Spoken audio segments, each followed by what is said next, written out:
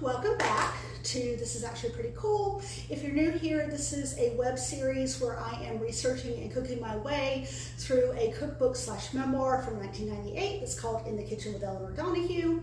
And so you can actually go back to episode 1 of this series to find out who is Elinor Donahue and then also what you can expect from this series. If you are new here, welcome. So glad you came. So today we are on page 28 of the book. So obviously we're pulling information from that page.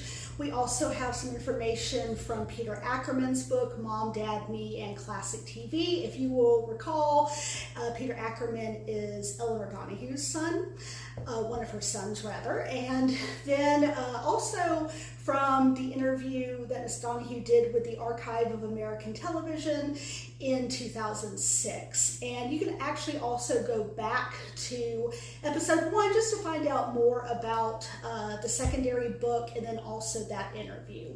So like I said, we are on page 28 of the book today. And so we find out that Miss Donahue and her mother are on their way to Hollywood. They set off on December 7th, 1942. Miss Donahue was 5 years old at the time. She is still known as Mary Elinor Donahue. She had not changed her name and would not for a little less than a decade. We've got to go here. So anyway, so remember that date I said that they set off on December 7th, 1942? When I read that as an adult, I thought what some of you might all be thinking, which is, oh man, why does that date sound so familiar? It is not the bombing of Pearl Harbor, but it was the 1-year anniversary of the bombing of Pearl Harbor. So basically what happened is the U.S. was a neutral country in World War II, and Japan did not want the U.S. to get involved in some military action that Japan was about to take against some of the foreign-owned territories in the Pacific Ocean region.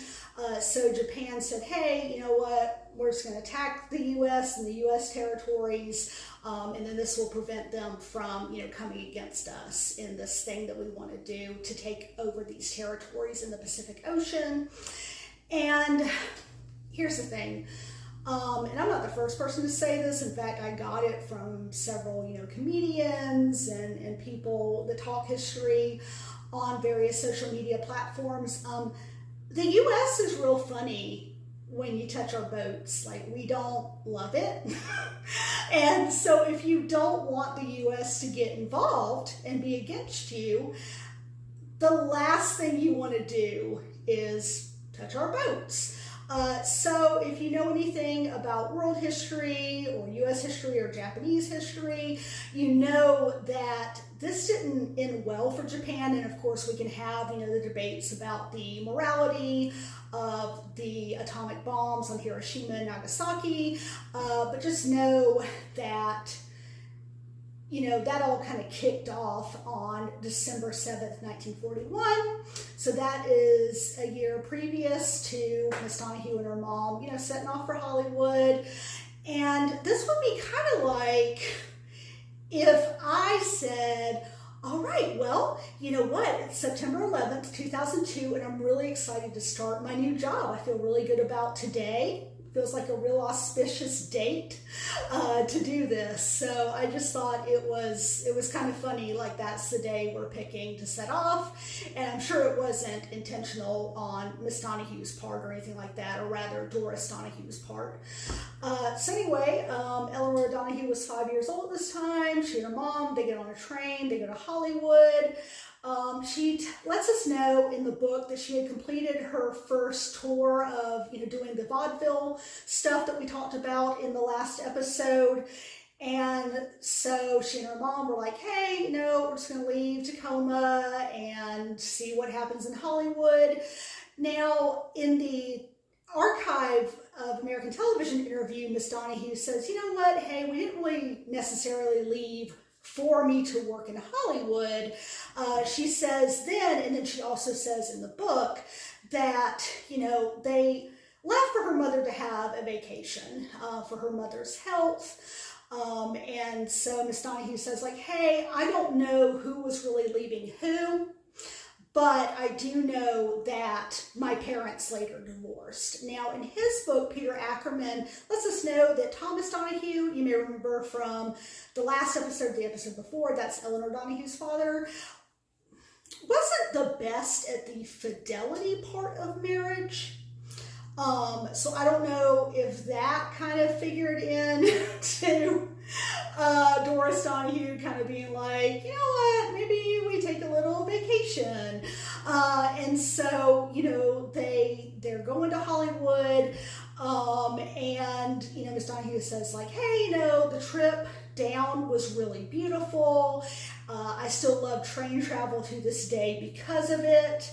But when they left Tacoma, they didn't have a place to stay in LA, right? And so they get there and all they have are some telephone numbers in case of an emergency. And Miss Donahue says like, oh yeah, the emergency seemed to be pretty much right when we got off the train, because, you know, she remembers a couple of nights with relatives of her father's. And she says like, hey, they seemed kind of disapproving of my mom, but they were outwardly pretty hospitable.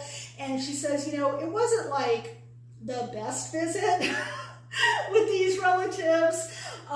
She says, you know, I actually burned my leg badly on like this wall heater, and then I had to eat prune whip. Now she says, and this is a direct quote, which tastes good to adults but not to kids.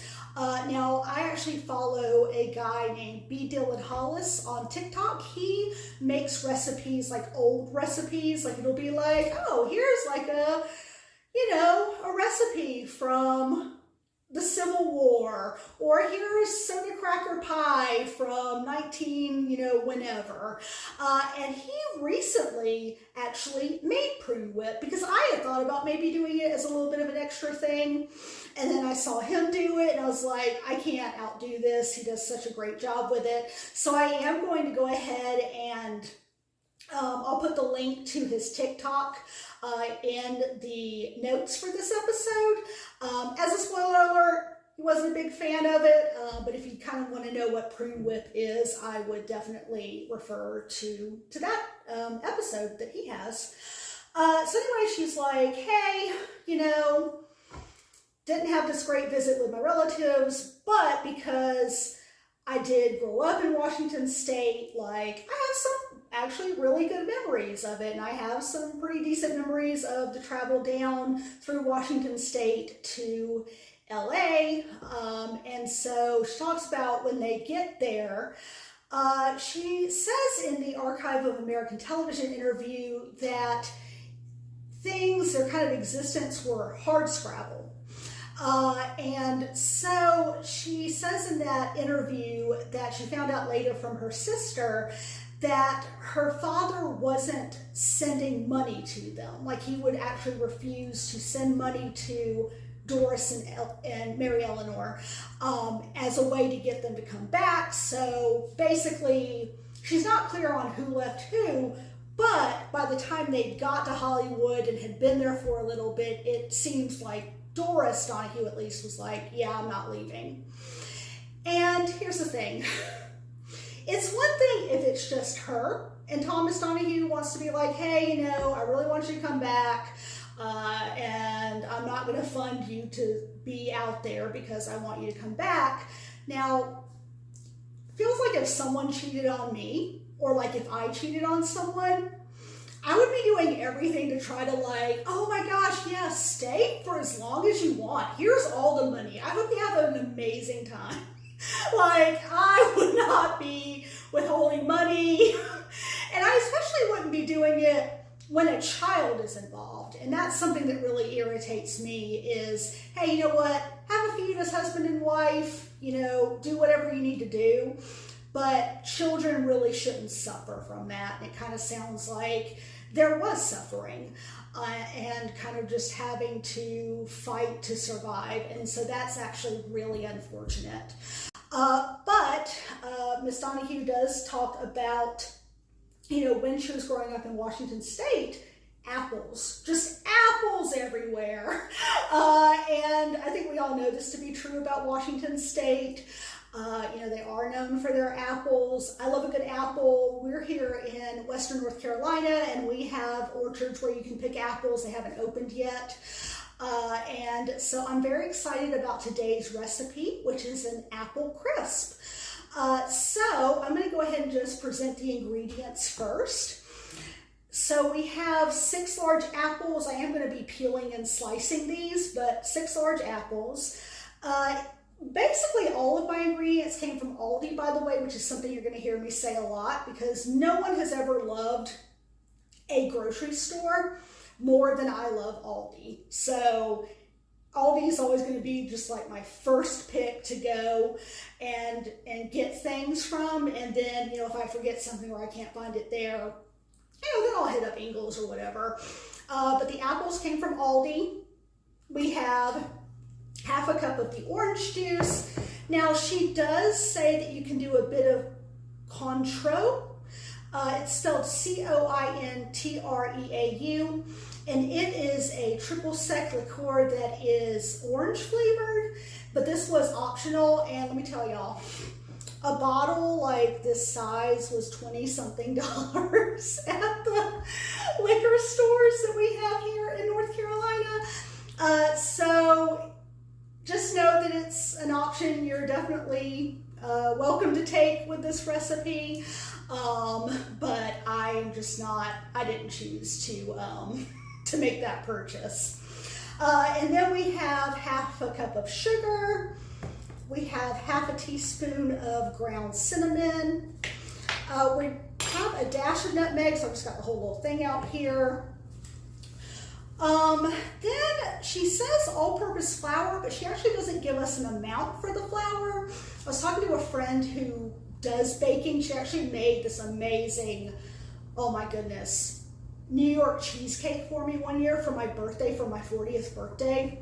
And it was so good. So, you know, I've been kind of consulting her on these different recipes because she does cook and bake. She doesn't just do one or the other. And so she's actually been really helpful. Hey, Ariel, shout out. And so when I described to her, like, oh, hey, this is the point in the recipe where the flour comes up, she said that she would start with at least half a cup, but just know that we might be adding to that a little bit. Because again, the amount is not listed in the recipe, and it's not clear why that's not listed. I'm not sure if that was like an editorial oversight or if it's like a, oh, hey, most people who make apple crisp know why, you know, you wouldn't have a set measurement for the flour or whatever it is, right?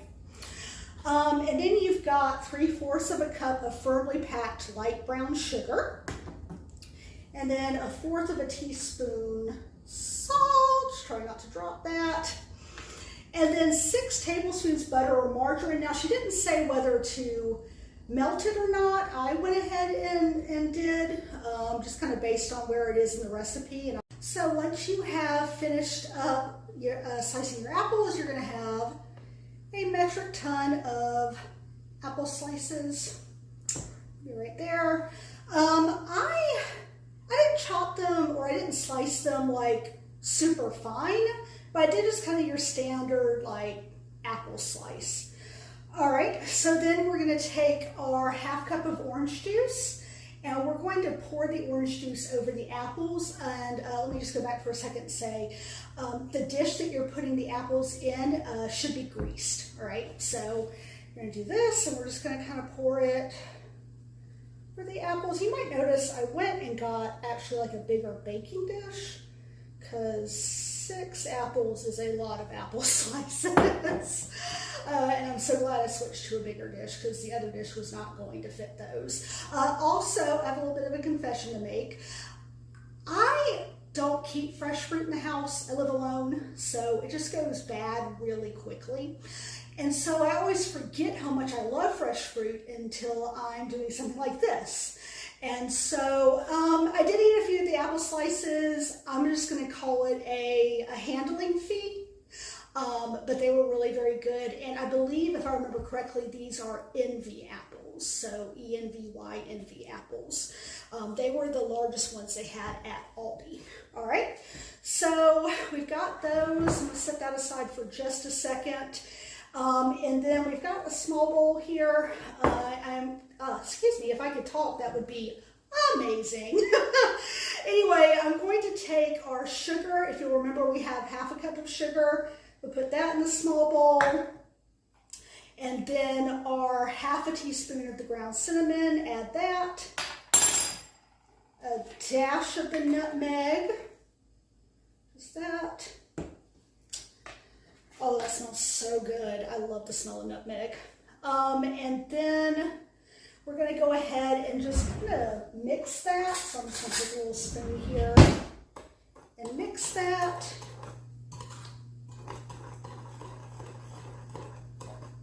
Obviously, it doesn't take that long to do. So you've got cinnamon, nutmeg, sugar essentially here. And then we're going to sprinkle this over the apples. I'm going to try to do this as evenly as possible. Make sure we get at least all the apples done. Probably not as sprinkly, but anyways, you can kind of see what I've done there. All right, so we're going to put that bowl to the side. And then in a separate bowl, we are going to combine our flour, which if you'll remember, she did not provide an amount of flour, so I am just starting with half a cup. So take our half cup of flour, and then our the 3/4 of a cup of the packed brown sugar, our our 1/4 of a teaspoon of salt, and then, oh dear, y'all, the butter kind of hardened. Not hardened, but like it's not liquid anymore. Like it looks like creamed butter now, which that actually might work really well. Okay, so anyway, so we're gonna add that. So the goal here is to make a crumbly mixture. So I'm not sure how crumbly, but I'm just gonna kind of mix and mix and mix and mix and mix, and then I'll add more flour as needed, but it might actually be pretty okay with just half a cup of flour. I figured I'd start, you know, like my friend suggested, with half a cup, because then I could just always add more flour. I'm not the best at cooking, as you've probably seen, but one thing I do know is that it's better to, you know, start with a smaller amount of an ingredient you're not sure about, and then add, you know, if you want more, than to start with a large amount, and then it's kind of hard to, if you're like, oh my gosh, that is way too much nutmeg or whatever it is. So I'm gonna do that. I don't know if I could have used like I have a hand mixer. You know, it's not super fancy. It was like 10 bucks at Walmart. I don't know if I could have used that, but it just said combine them. So I'm just gonna do that. You don't know what it's taking for me to not like taste test this mixture right now. But mainly I just want to make sure it's crumbly enough. I think it is. I definitely try to do progress over perfection. All right. So that is my mixture there. I'm trying to show you there. And yeah, I'm gonna go ahead and call it pretty crumbly. And then we are spreading it over the apples. So, let me think about this. Because I thought we would be crumbling it over the apples, but spreading it's going to be a little different. So, let's see here. I am just going to do it like that. And then I'm just going to take my spoon here and just kind of spread it over. Again, I'm not trying to be perfect here. And you know, I feel like too, like, when you don't get like a measurement, then, you know, you kind of have to just do your best. All right, so I guess that's right. Okay, so this is what it looks like. All right, so then what I'm going to do is I'm going to put this at the oven, in the oven that is set for 350 degrees for 45 minutes. I want to go ahead and point out too, while this is baking, that there is a variation that Miss Donahue lists for the recipe. She says for a nutty flavor, add 1/4 of a cup of rolled oats and then an additional tablespoon of butter to that flour mixture, so to that final mixture we had. So it sounds like it would be, 1/4 of a cup of the rolled oats. It would be 7 tablespoons of butter, and then you would still have the same amount of brown sugar and salt, and just however much flour works for you to make that mixture. I thought about doing this, but I had already spent like $7 on those apples, and so I was like, so my original reason for not doing both, the original recipe and the variation was, that I'm cheap, but then as I spent a long time, like 1,000 forevers,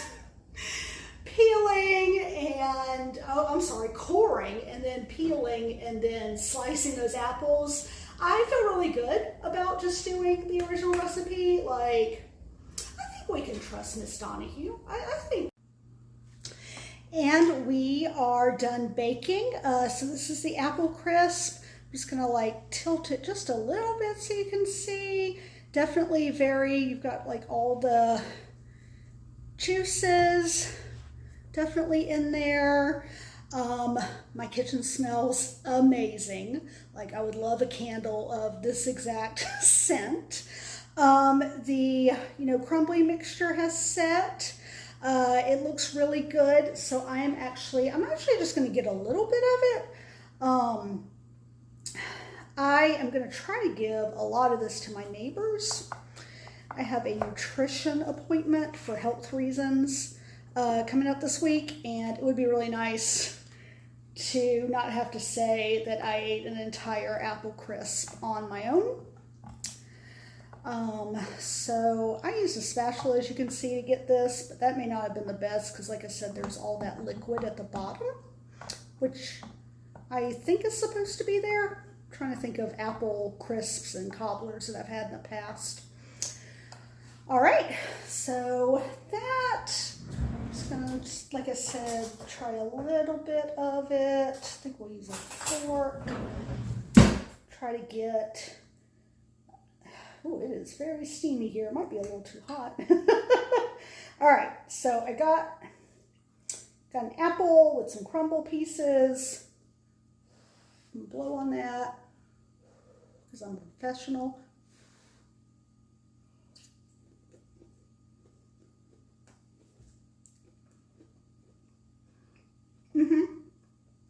Yeah, so this is definitely my favorite recipe so far. One, because I'm a fan of sweets, and two, because it is really freaking good. Like, I know I just said that I'm going to give some to my neighbors, and I'm going to because, like, there's video evidence of me saying that I'm going to. But I don't know how much you're going to get. Anyway, so the rating scale we have here, and I actually forgot to do it for last week's episode. So it is, would I make this for myself again, and would I make this for someone else? Would I make this for myself again? Definitely. The apple slicing was pretty time consuming, so I don't know if I would be like, oh, I just want something a little sweet. But I would definitely make this to share with someone else, which is our next rating. Would I make this for someone else? Absolutely. Like, I think this is going to be my fall dessert that I make for people and take to different things. I am so excited. It is so good. All right, so if you recall, we are doing really well with our recipes. We haven't had one that got a bad rating yet, and I'm really hoping that that can continue. Thank you so much for tuning in with me today. I hope you enjoyed it, and I will see y'all next episode. Bye!